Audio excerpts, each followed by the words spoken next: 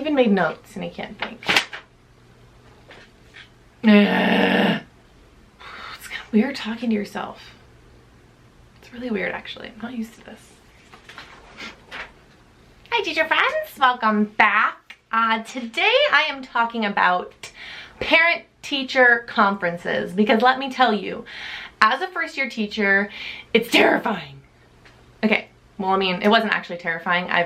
They're done. I'm done with them, but they were very daunting leading up to it. So I thought I would jump on here and kind of talk a little bit about, as a first-year teacher, how I set them up, how they went, how I ran them, tips and takeaways that I have from my experience, because God knows if you're a teacher, you're going to be having this experience as well. And most of you have probably already had the experience. So that's what we're going to be talking about today. So if you're at all interested to see how my parent-teacher conferences went, please keep watching. Okay, so first I just kind of want to talk about how I set mine up and how I ran them, just the logistics. So basically we had short days Monday through Friday, so my kids got out at 11:50. I held mine from noon to about 3 at the latest, and I really front loaded mine, so I put 7 to 8 parents on Monday, Tuesday, Wednesday. That way my Thursday and Friday were pretty open. That way if somebody couldn't make a meeting, I had that time to kind of fit them in. That being said, something that was recommended to me as a first-year teacher by one of my team teachers was to not necessarily let your parents choose their time slot. And honestly, that was amazing advice. And at first I thought, well, if I just assign them a time, what are everyone's gonna come to me and try and reschedule. And actually that was very much not the case. I think I had maybe 3 or 4 parents that the times didn't work for them. I came to find out that parents actually will take the time to see how their kid's doing. And if that means taking work off, that means taking work off. The second thing that I did was I created file folders for all of my students for each conference. I just use a crate. Maybe I can insert a picture here. I don't know, we'll see. And each kid had a file. That way when it was time for their conference, I could just pull up everything that was in their file. I was ready to go, and I didn't have to scramble last minute trying to get, you know, my life together, which is me normally on a day-to-day basis. I organized my files from Monday through Friday, and by the order of the time of the conference. That's just how my brain works. I color coordinate it. If you want to steal the idea, go for it. So I also, just how I set them up, I purposely made my conferences 20 minutes long, and I scheduled them back to back to back. And I did that for a couple of reasons. I feel like 20 minutes is a really good amount of time to talk about the strengths, talk about things that we need to work on, have that conversation, and just move on. I probably could talk about an hour at least about each kid, but nobody has time for that, right? And so I found that 20 minutes was actually a really good increment. I think only 1 or 2 maybe went over, and it was just a few minutes. And I did schedule my conferences back to back. And on the outside of my door, I had a list of all the conferences I had for the day. So if a parent showed up early, they could see that there was somebody in a conference and that there was somebody after them. That way they knew that they only had those 20 minutes and they couldn't sit there and talk my ear off.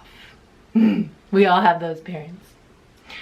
Okay, so moving on to the actual conference. I will tell you, as a first-year teacher, I spent a lot of time getting organized and pulling work and really thinking about it before they actually came, because let's be real, I wing a lot of stuff. Your first year, it's your first time doing everything, so a lot of the times it's just kind of wing it and go with the flow. This wasn't one of those things that I wanted to do that on.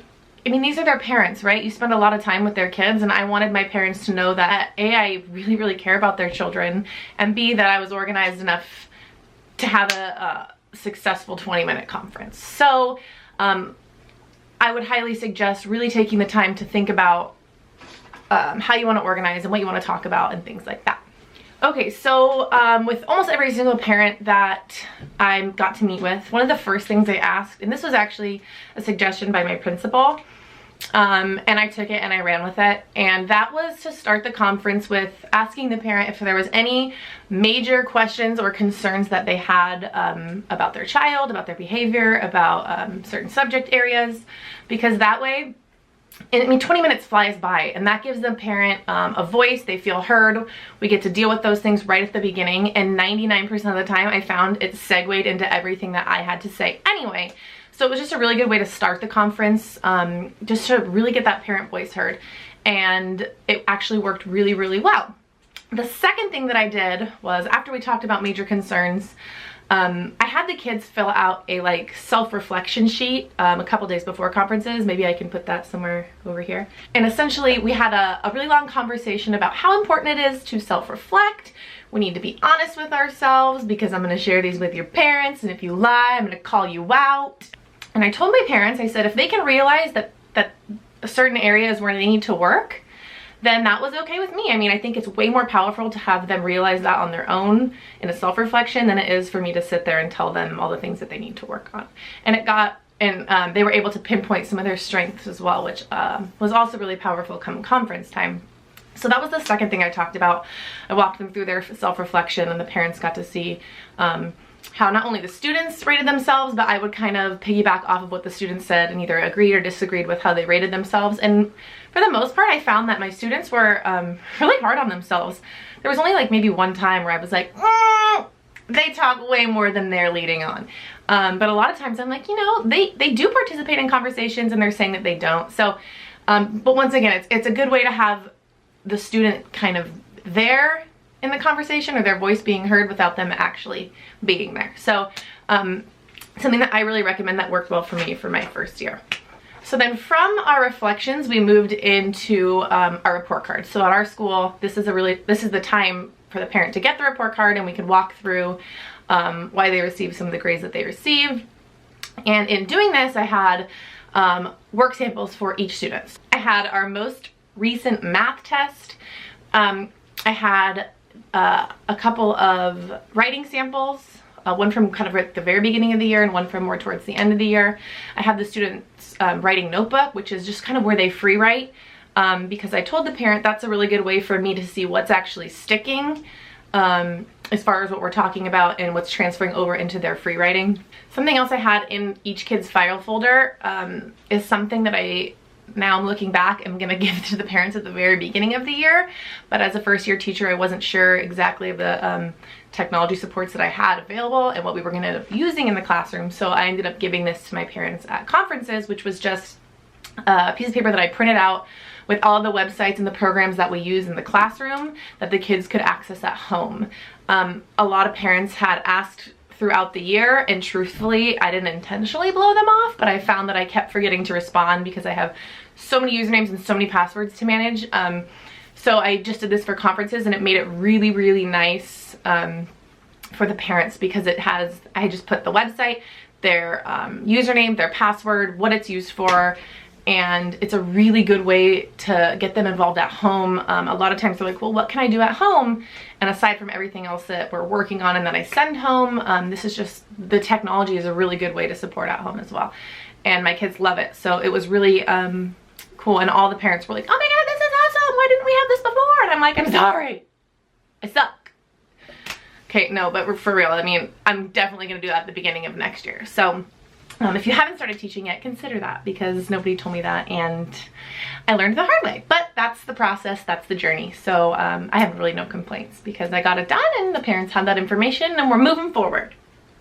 I also had a lot of their AR and STAR reading scores so that I could reference that when we were talking about small group and reading levels and things like that. And just having all that in front of me, it does the talking for me. They can see right there how their kid did or is doing in 3rd grade.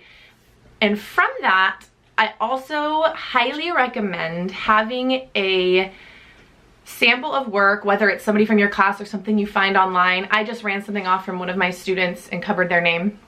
But a piece of work that is at grade level, because I found out that I would show a parent a writing sample and they'd be like, well, what's wrong with that? And I was like, well, let me show you where they should be in 3rd grade. And I would show them this and they're like, whoa, we got some work to do. And I was like, yeah, and that's what we're here for. We're working on it and things like that. But just having that writing sample there I found was really, really helpful, because once again, the proof is in the pudding. And all I had to do was say, you know, this is where we should be and we have some work to do. So that was a really good resource to have. This was also something that was recommended to me by a fellow teacher, is that if you do have a student that is like severely below grade level or not quite meeting standards, make sure you have some sort of an intervention already in place or that you want to put into place. That way the parent doesn't freak out, right? I mean, I can imagine as a parent, you sit there and you see that your kid's, you know, far below grade level in math and reading, and the teacher's like, well, that's it, there you go, have a nice day. Like, as a parent, I'd want to know, okay, well, what are we gonna do? What can I do to help? What are you doing in the classroom to really make sure that we get to where we need to go? So I made sure that in my conferences, if I did have any kiddos that were far below, that I had, I actually have a binder for interventions. So I actually just pulled my binder out and I said, this is where they're struggling. These are the interventions that I'm putting into place, and then this is what you could do to support me at home. So that way, if there was any, you know, freaked out parents, I kind of had that in my back pocket. So it just made me feel way less stressed, way less overwhelmed, and I kind of felt prepared for anything. So I highly recommend that, especially as a first-year teacher. I really wanted to designate, I mean, sometime in the conference, and each conference was a little bit differently. Sometimes I did it at the beginning, sometimes I did it after we talked about their grades, but I made sure to spend a certain amount of time talking about the students' strengths, whether that was in the classroom, on the playground, with their friends, just things that I see every single day. Sometimes their strengths get overlooked because the parents just want to see how they're doing academically. So I really wanted to take the time to talk about the strengths that I see, because a lot of times it gets overlooked, and I didn't want that for my kids. I love my kids, and every single one of your students has something great about them. And that's what the parents want to hear, right? They already think their kid's amazing, so they want to hear that from their teacher. Okay. So that wraps up my parent conference experiences as a first-year teacher. Hopefully you enjoyed, or were at least somewhat amused. Hopefully some of these tips and tricks and things that I learned along the way you could implement either in your first year, or I don't know, as a seasoned teacher. But I just hope that somebody out there got something from this video, and if you would like to, please feel free to subscribe. That way you don't miss any other videos along my first-year teaching journey. Thank you so much for coming by. I really appreciate you watching this video, and I will see you soon.